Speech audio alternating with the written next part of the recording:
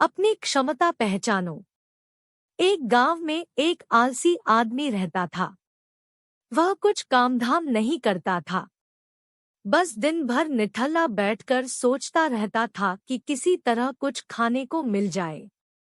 एक दिन वह यूं ही घूमते घूमते आम के एक बाग में पहुंच गया। वहां रसीले आमों से लदे कई पेड़ थे।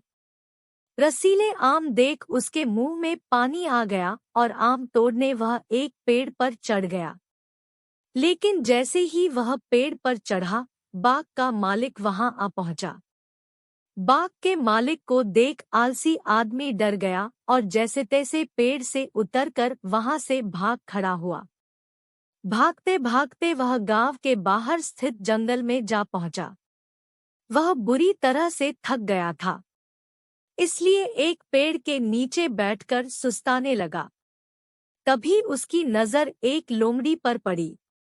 उस लोमड़ी की एक टांग टूटी हुई थी और वह लंगड़ा कर चल रही थी। लोमड़ी को देख आलसी आदमी सोचने लगा कि ऐसी हालत में भी इस जंगली जानवरों से भरे जंगल में ये लोमड़ी बच कैसे गई?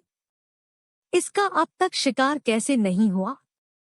जिज्ञासा में वह एक पेड़ पर चढ़ गया और वहां बैठकर देखने लगा कि अब इस लोमड़ी के साथ आगे क्या होगा। कुछ ही पल बीते थे कि पूरा जंगल शेर की भयंकर दहाड़ से गूंज उठा, जिसे सुनकर सारे जानवर डरकर भागने लगे। लेकिन लोमड़ी अपनी टूटी टांग के साथ भाग नहीं सकती थी। वह वहीं खड़ी रही। शेर लोमड़ी के पास आने लगा। आलसी आदमी ने सोचा कि अब शेर लोमड़ी को मारकर खा जाएगा। लेकिन आगे जो हुआ वह कुछ अजीब था।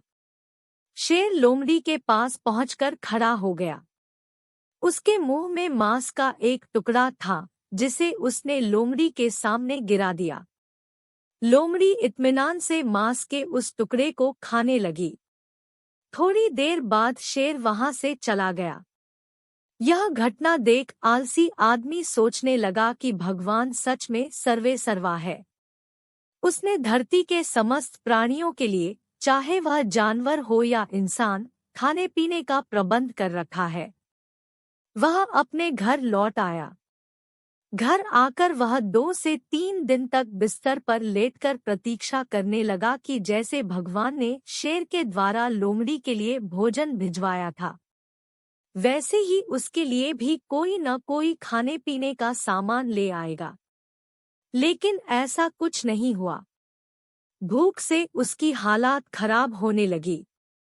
आखिरकार उसे घर से बाहर निकलना ही पड़ा। घर के बाहर उसे एक पेड़ के नीचे बैठे हुए बाबा दिखाई पड़े। वह उनके पास गया और जंगल का सारा वृतांत सुनाते हुए बोला, बाबा जी, भगवान मेरे साथ ऐसा क्यों कर रहे हैं? उनके पास जानवरों के लिए भोजन का प्रबंध है, लेकिन इंसानों के लिए नहीं।